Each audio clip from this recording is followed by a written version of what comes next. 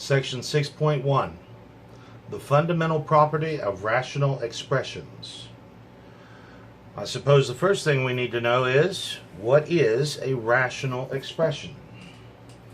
Here at the beginning of the section, page 394 in the brown box, she defines a rational expression as an expression of the form P over Q, where P and Q are polynomials, and Q is not zero. If the denominator were zero, our expression would be what? Undefined, because you can't divide by zero. And she gives you several examples. So a rational expression it's often called an algebraic fraction.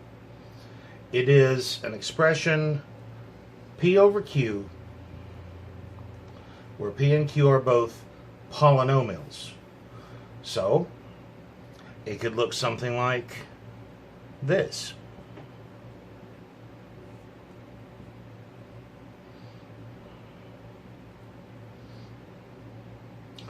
Now, what are we going to do with these rational expressions? Well, first thing, let's talk about this idea of Q cannot be zero. The denominator cannot be zero.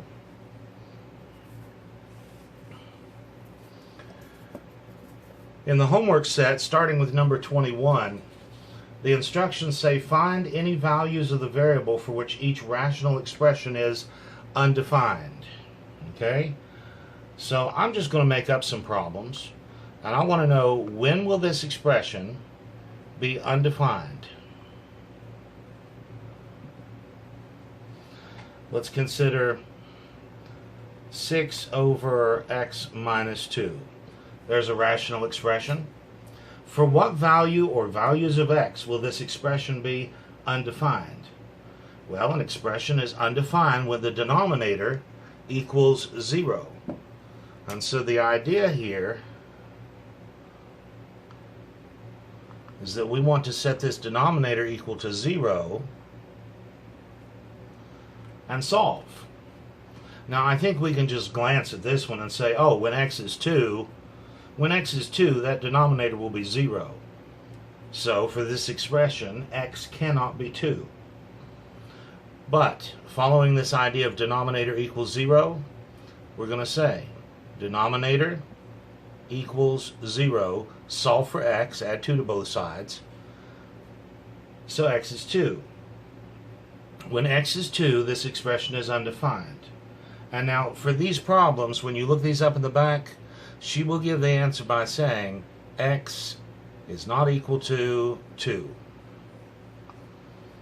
X cannot be 2. For this expression, x cannot be 2. So let's do some more.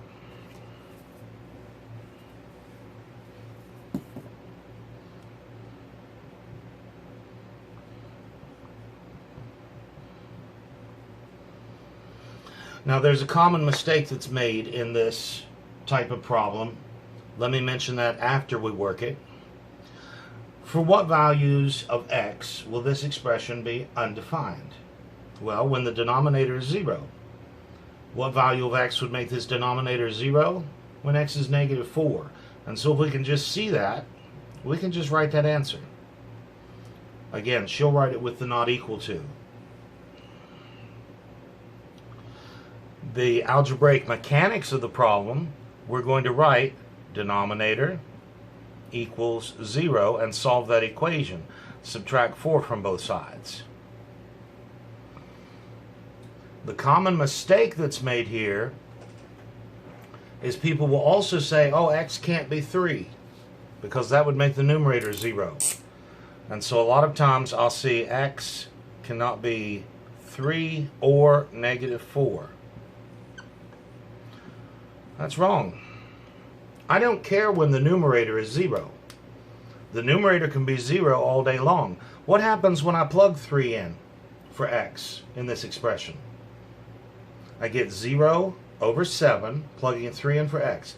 0 over 7, and 0 divided by 7 is 0. That's not undefined. But if I plug in negative 4 for x, what do I have? Negative 4 for x, I have negative 7 over 0. That's something divided by 0, that's undefined. So only when x is -4. All right.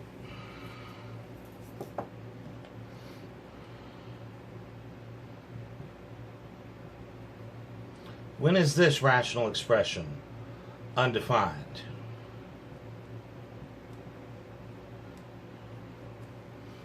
Well, this expression will be undefined when the denominator equals 0. I can't just give that a quick glance and come up with my answer this time. I need to work it mechanically. I need to say, let me set this denominator equal to 0 and solve this equation. Well, that's a quadratic equation. We can solve this by factoring. If this trinomial on the left factors, it'll factor as a pair of binomials, each starting with x. The signs are the same, they're both minus. And it's got to be 5 and 6. Set each factor equal to 0 and solve each resulting little linear equation. So we find x is 5, we find x is 6. Those are the two solutions to that equation. When will this denominator be 0? When x is 5 or when x is 6. So my answer here, x cannot be 5 or 6. And remember, I don't care about when the numerator is 0. That does not create a problem. The numerator can be 0. You can divide 0 by something. You just cannot divide by 0. Let's do one more.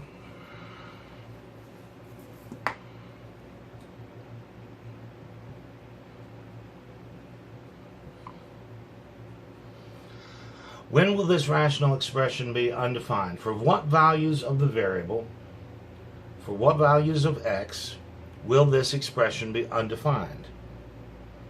Well, it'll be undefined when the denominator is 0. What can I plug in for x that would make this denominator 0? This denominator is always 9. So there are no values of x that would cause me a problem here, that would cause this expression to be undefined. If we look at that algebraically, denominator equals 0. What's the solution? Well, that's a false statement. So there is no solution. So when is this expression undefined? For what values of x is this undefined? We will say it is never undefined.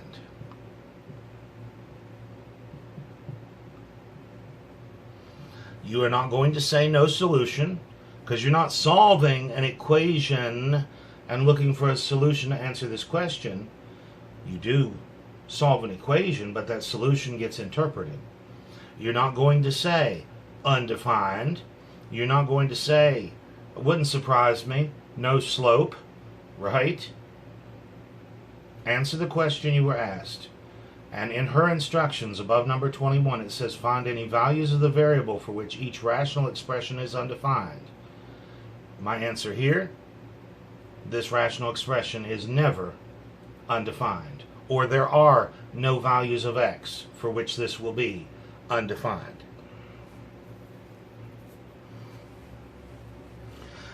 Now, what is this fundamental property of rational expressions that the title of the section is talking about? It's something we've been using since day one.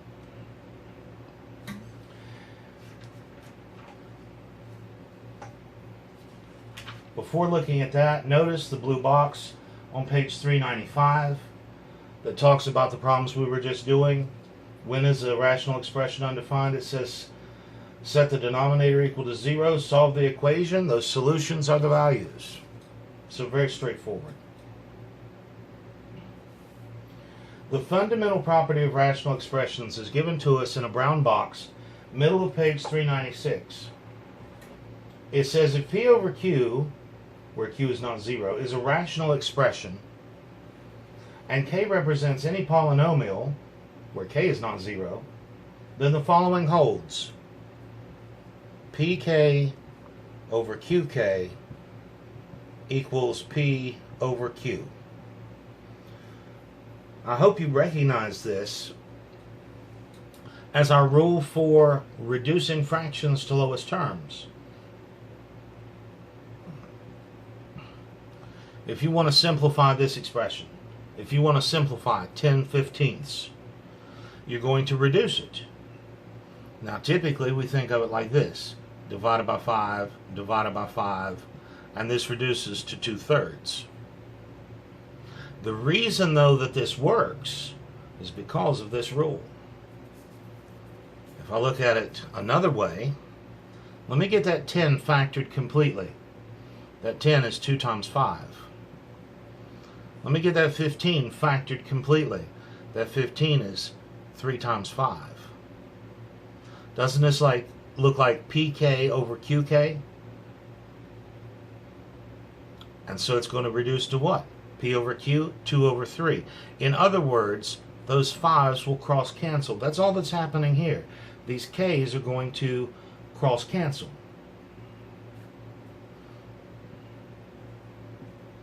Cross canceling those 5's is the same as dividing the top and bottom by 5.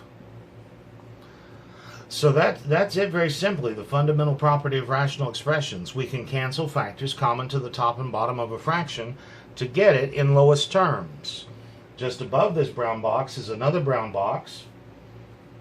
Here again on page 396, talking about lowest terms, it says a rational expression P over Q, where Q is not 0, is in lowest terms if the greatest common factor of its numerator and denominator is 1.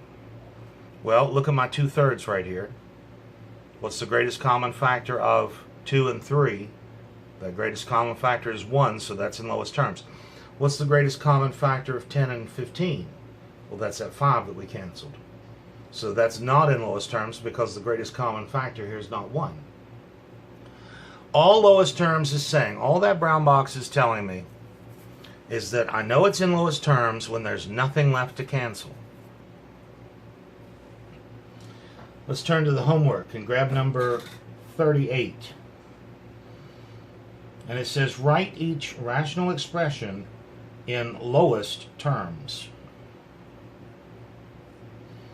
Now this actually looks like a problem we could have worked back in section 4.1. No, 4.2. This is a quotient of like basis. This looks like a 4.2 kind of problem. We want to cancel what's common to the top and bottom. Well, 3 goes into 27 9 times. And if you have 4 factors of P in the top, 1 factor of P in the bottom, how many are left and where when you're done canceling? We can cancel 1 factor of P, which will leave 3 of them in the top. Now let me talk about notation right here. There's nothing in particular wrong with striking that 4 and rewriting a 3 for your P cubed. The problem is these can get messy very quickly, and especially in the next section. And I'm afraid if I do something like this, me personally, I'm afraid I will lose part of my answer by not noticing the factor that remains here in all this mess. This problem's not too messy. I don't think I would lose it here. But as general practice, I strike through the whole thing and rewrite it up where I can see it, where I'm sure I'm not going to miss it. Now,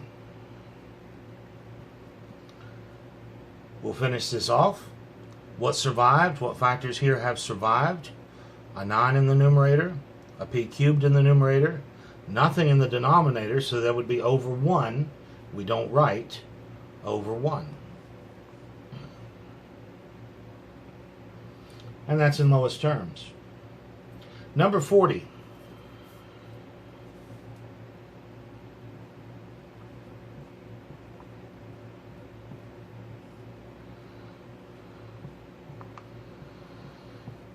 Now my polynomials here in the top and bottom are already in factored form. So I can already see my factors, which I need to because what am I canceling? I'm canceling factors. Do you see any factors common to the top and bottom? Well, obviously, one thing that jumps out, I have this common binomial factor. These m-1s will cancel. In 15 and 9, I have a common factor of 3. 3 goes into 15 5 times, 3 goes into 9 3 times. collect your survivors. Once there's nothing left to cancel, collect your survivors, and what you have will be in lowest terms. A 5 in the top and a 3 in the bottom. All right, number 42.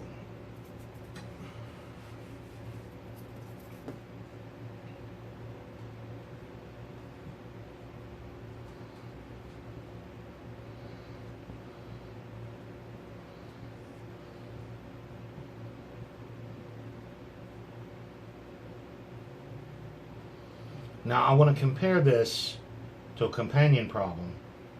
What if I had something like a times b over a squared, and I want to reduce this to lowest terms? Well, what will cancel? One factor of a, top and bottom, right?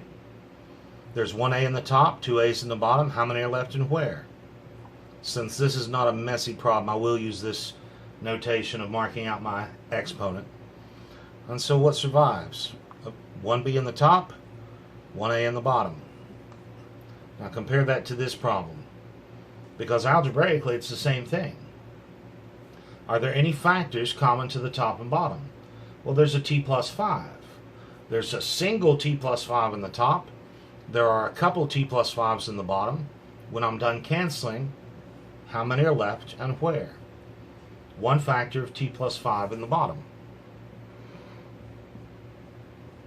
Notice that t minus 3 now is all by itself, so he doesn't need his parentheses, and this single t plus 5 that remains in the bottom doesn't need his parentheses.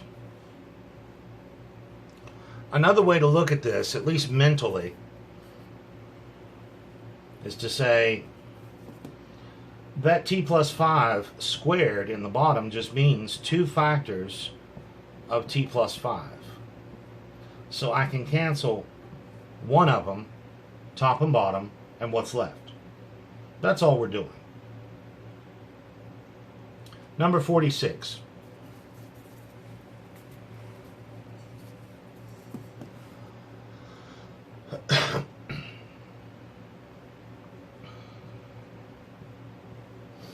To reduce a fraction to lowest terms, we cancel factors, top and bottom.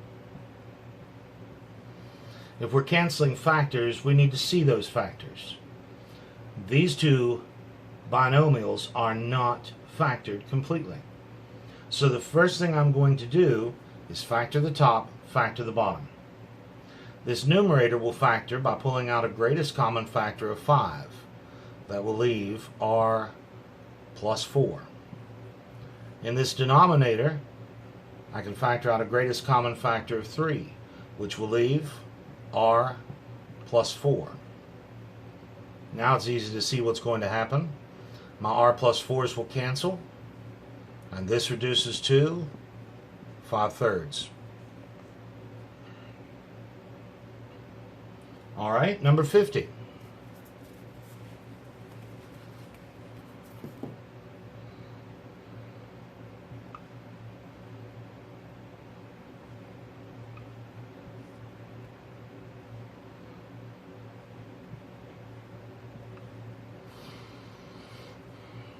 If I'm going to reduce this to lowest terms, I need to cancel factors. If I'm going to be canceling factors, I need to see those factors.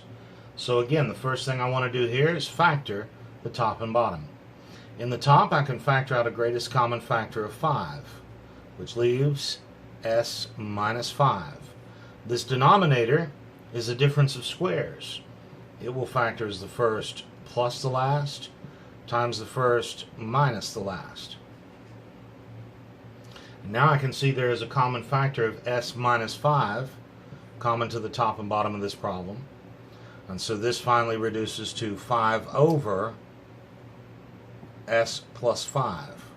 Again, notice in the denominator I have no need of parentheses, as s plus 5 is the only surviving factor.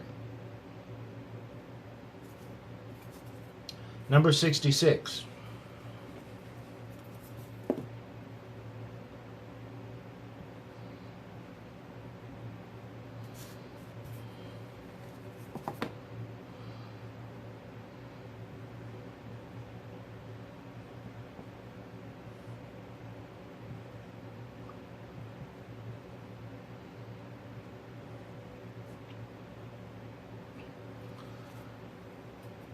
Again, I want to cancel factors, so I need to see those factors. Let's factor the top and the bottom.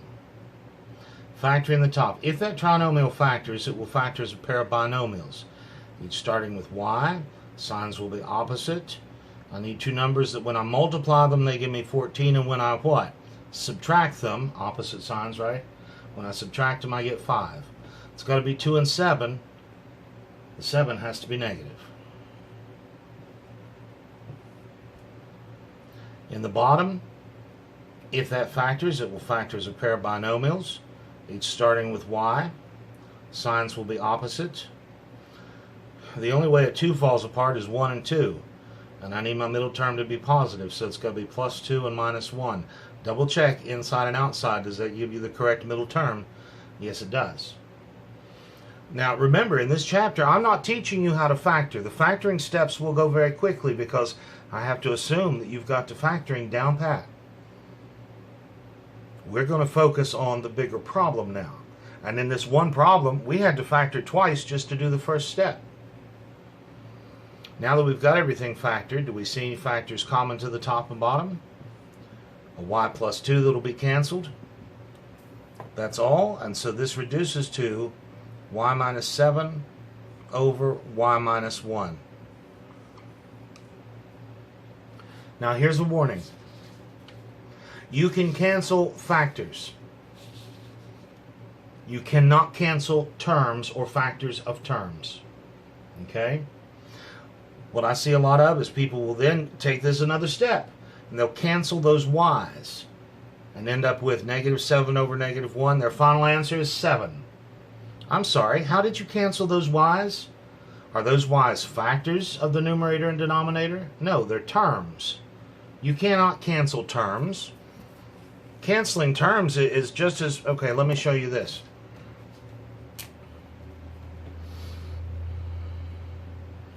Let's say I've got 15 over 52. Reduce that to lowest terms. Could I convince you this reduces to 1/2? Because I can cancel those 5's? How stupid is that? Those 5's are not factors of the top and bottom. The 5 in the top means 5 1's. This is 110 plus 5 1's. It's a term. And this is what? 5 10's plus 2 1's. That 5 is a factor of a term. Just as ridiculous as this is, it is also incorrect to go canceling terms in a rational expression. No. 15 50-seconds is already in lowest terms. X plus 3 over X plus 4, already in lowest terms. So very careful. You can cancel factors, but you cannot cancel terms. You cannot cancel factors of terms. Only factors of the top and bottom like we've been doing.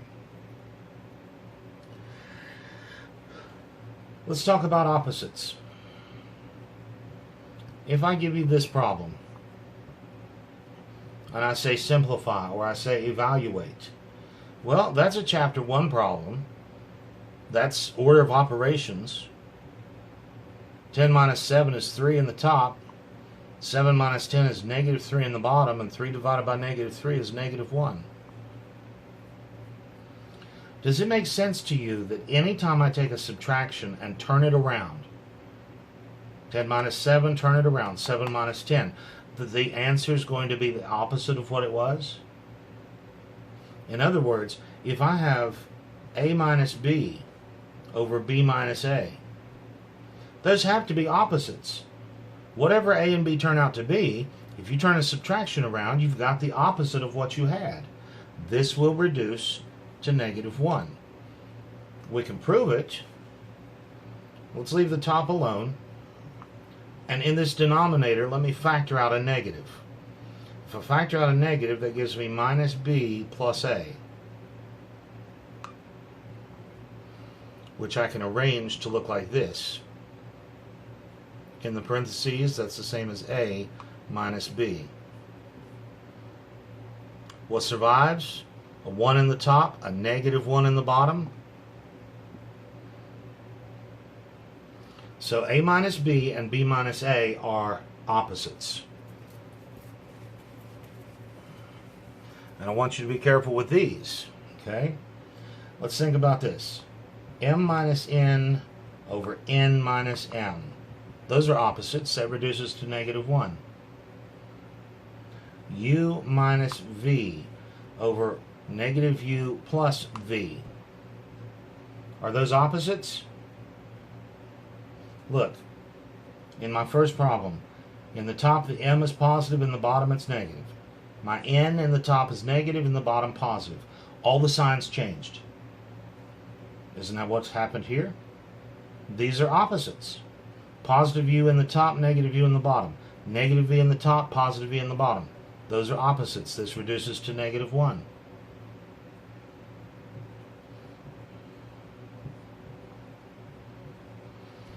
Are these opposites? No, they're not anything. That's already in lowest terms. I mean, think about it like this. If I said 10 plus 7 over 10 minus 7, do those two things have anything to do with each other? No. That's just going to simply be 17 over 3. That's already in lowest terms. Those are not opposites, and so they will not cancel to reduce any further.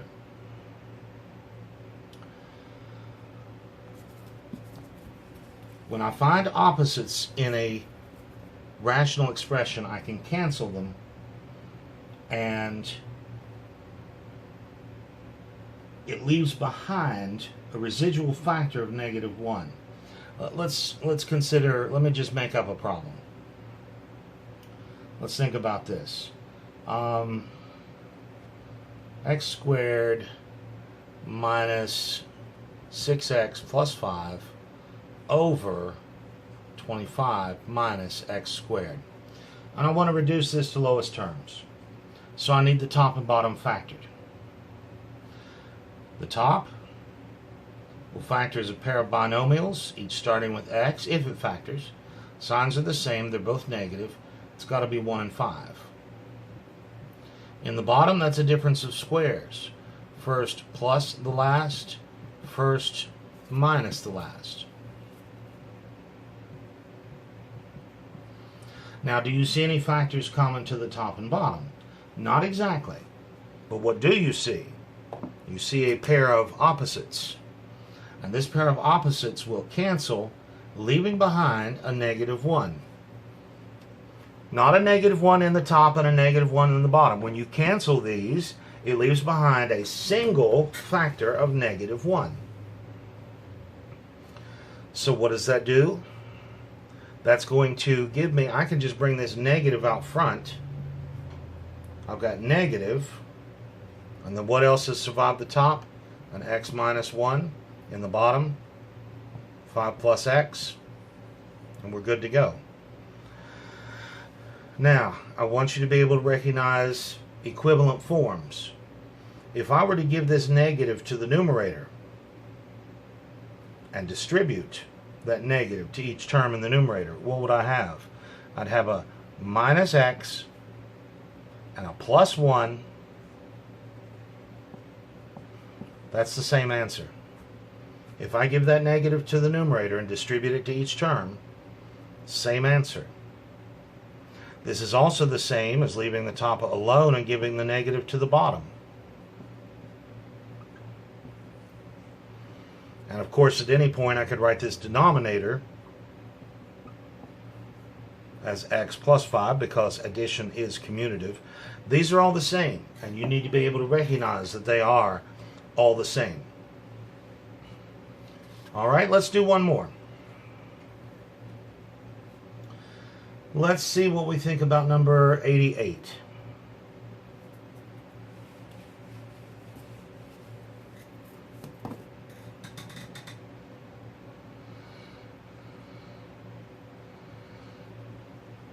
This idea of opposites is going to come into play in future sections as well, so be sure you get a handle on that idea.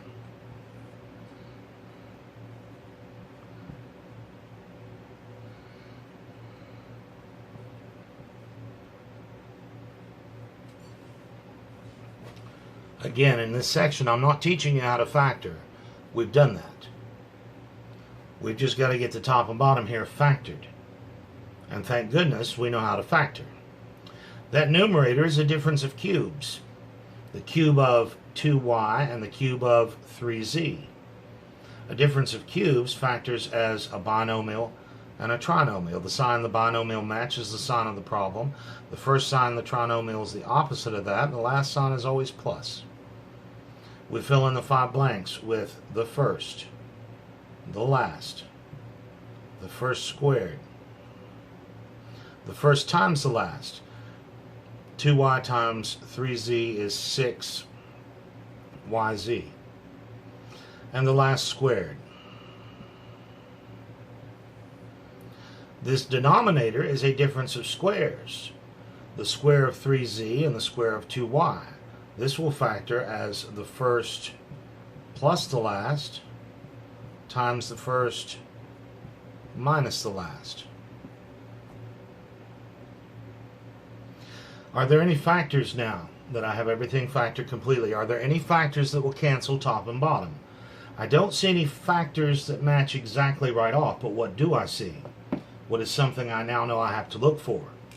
I see a pair of opposites.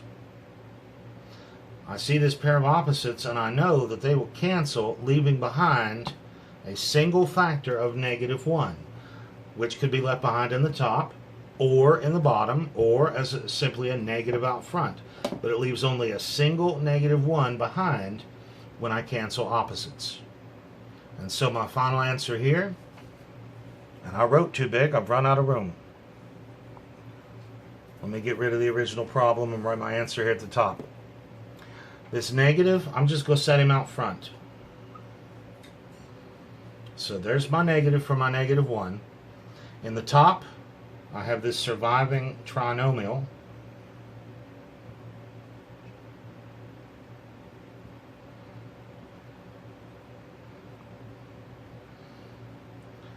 And in the bottom, I have this binomial. Neither of which now need their parentheses because they are the only factor.